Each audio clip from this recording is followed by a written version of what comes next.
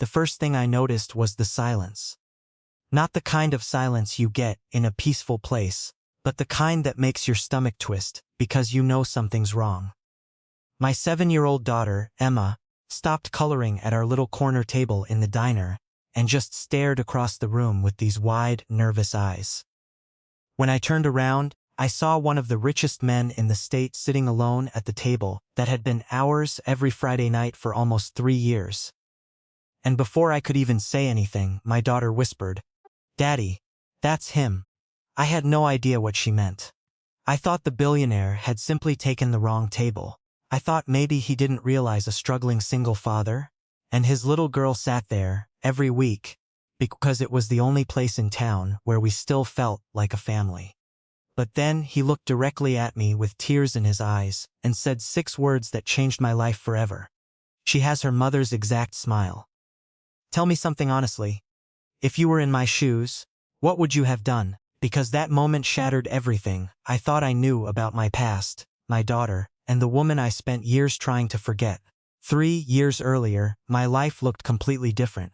I wasn't rich. I wasn't successful. Honestly, I was barely surviving. But I had my wife, Sarah, and back then that felt like enough.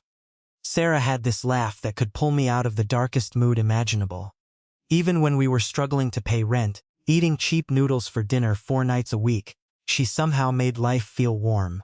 We met when we were both working terrible jobs downtown. I was unloading trucks at a warehouse overnight, and she worked mornings at a bakery nearby. Most couples had fancy first dates. Ours was sitting on the curb outside her bakery at 5 in the morning, sharing leftover cinnamon rolls she wasn't allowed to sell anymore. That was Sarah. She found joy in tiny things. When Emma was born, things got harder financially, but better emotionally. I still remember holding my daughter for the first time and feeling terrified. I didn't grow up with a father myself, so I had no clue what I was doing. But Sarah smiled at me in that hospital room and said, "You already love her, that's enough to start." For a while, it was enough. We struggled, but we were happy. Then Sarah got sick. It started with headaches, then dizziness. Then she collapsed one morning while feeding Emma breakfast. I still remember the cereal bowl hitting the floor. The doctors found a tumor. Aggressive, fast-moving. I spent nearly every dollar we had trying to save her. I worked double shifts, sold my truck, borrowed money from people who knew I'd probably never pay them back. None of it mattered. Sarah died 6 months later holding my hand in a hospital room that smelled like bleach and heartbreak. Emma was 4 years old and I broke. People don't talk honestly about grief. They act like it's this sad, quiet thing. But grief is ugly. It makes you angry, exhausted, bitter. There were nights I sat on the bathroom floor after Emma fell asleep and cried so hard I thought my chest would split open. I was trying to be both mother and father while drowning inside myself. Bills piled up. Friends disappeared. My landlord threatened eviction twice. Some days the only reason I got out of bed was because Emma needed breakfast. That diner became our safe place by accident.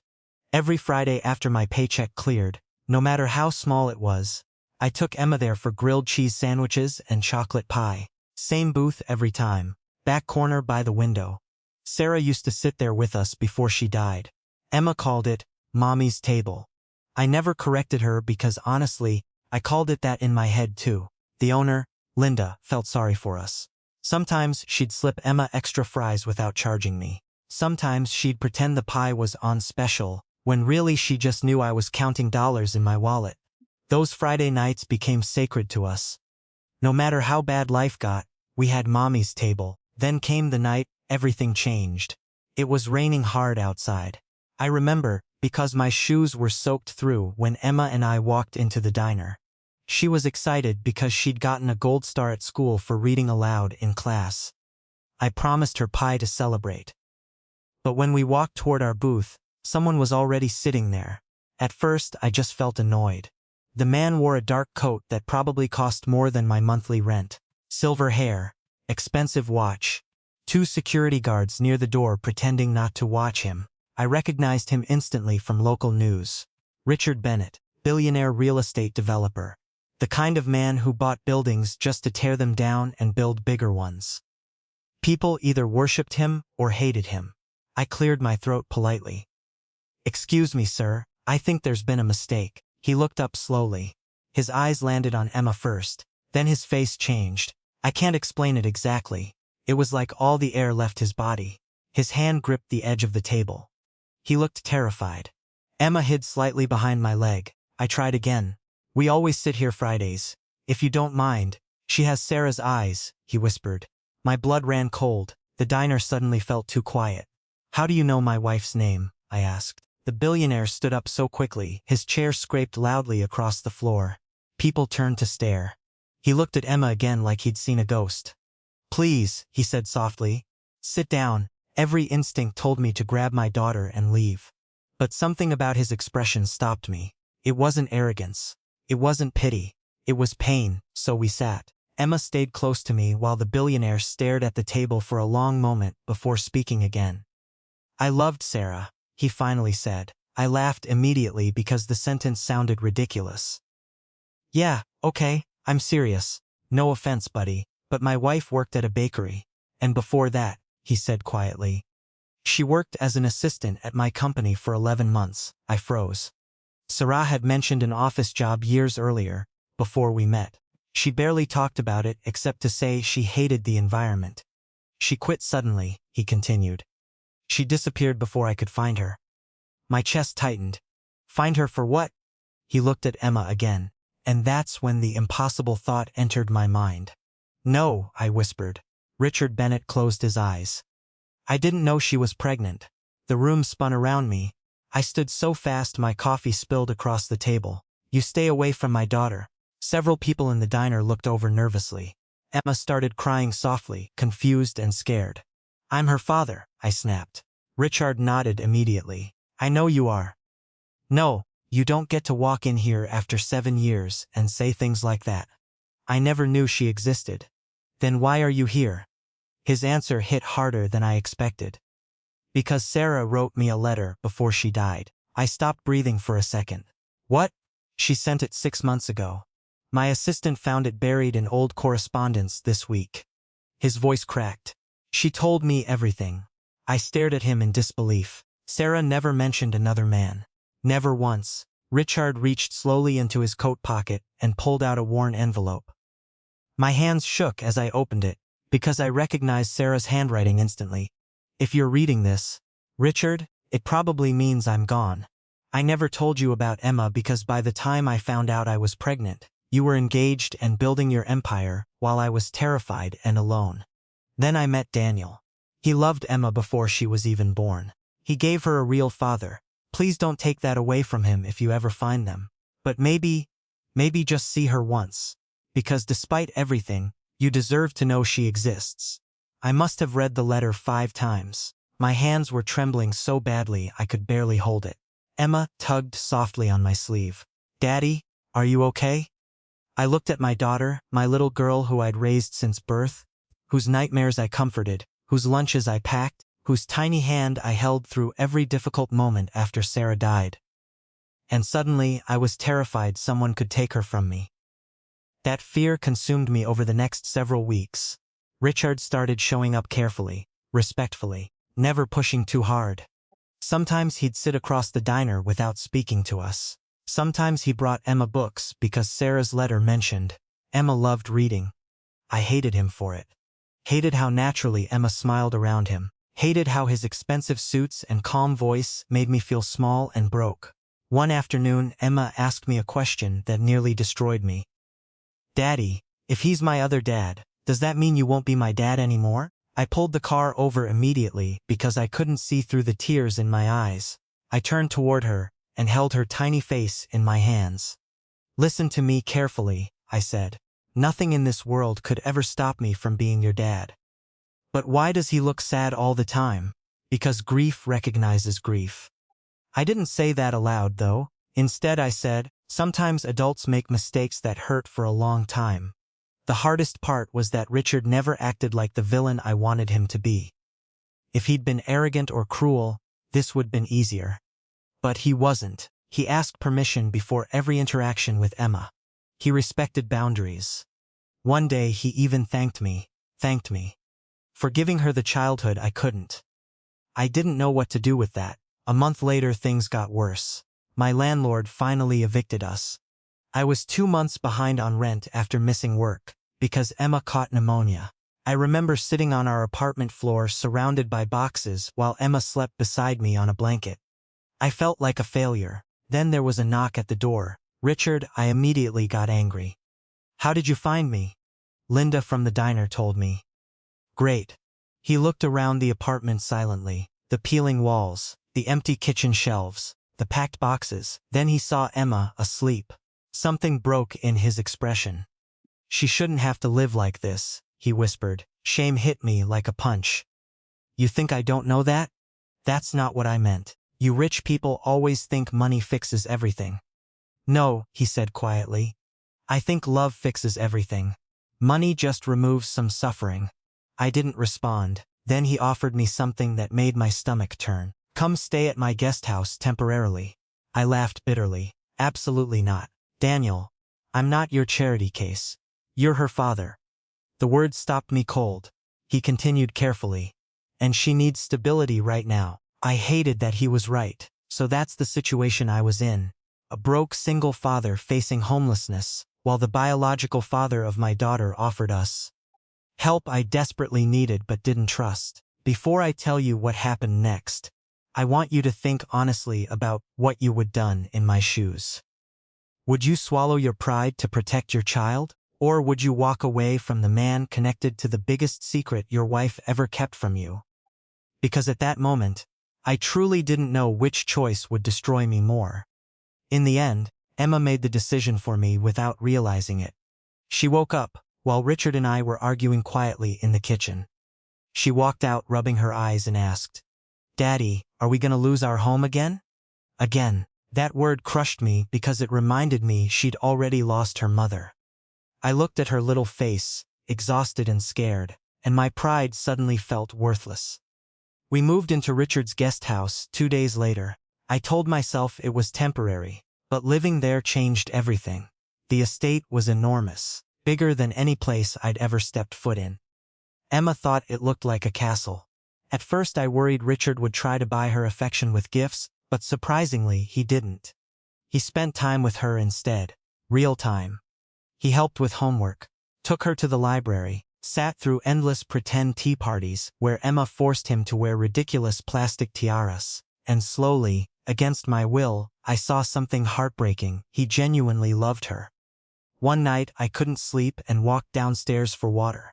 I found Richard alone in the living room, staring at an old photograph of Sarah on his phone. You still love her, I said quietly. He looked startled. I never stopped. There was so much pain in his voice that my anger faltered for the first time. She loved you too, he admitted softly. But she believed our worlds were too different. I sat across from him silently. You know what the cruelest part is? He asked. All my money, all my success, and I would trade every bit of it just to have known my daughter when she was born. That sentence stayed with me, because I realized something uncomfortable. I had spent years envying wealthy men like Richard, while he envied me for something money couldn't buy, time. One afternoon, Emma came home from school crying, because another child mocked her secondhand shoes. Before I could comfort her, Richard knelt beside her and told her a story about how he grew up poor too. She looked shocked. You were poor? He smiled sadly. Very poor. Then he rolled up his sleeve and showed her an old scar from factory work he did as a teenager. Emma listened to him like he was telling magic stories.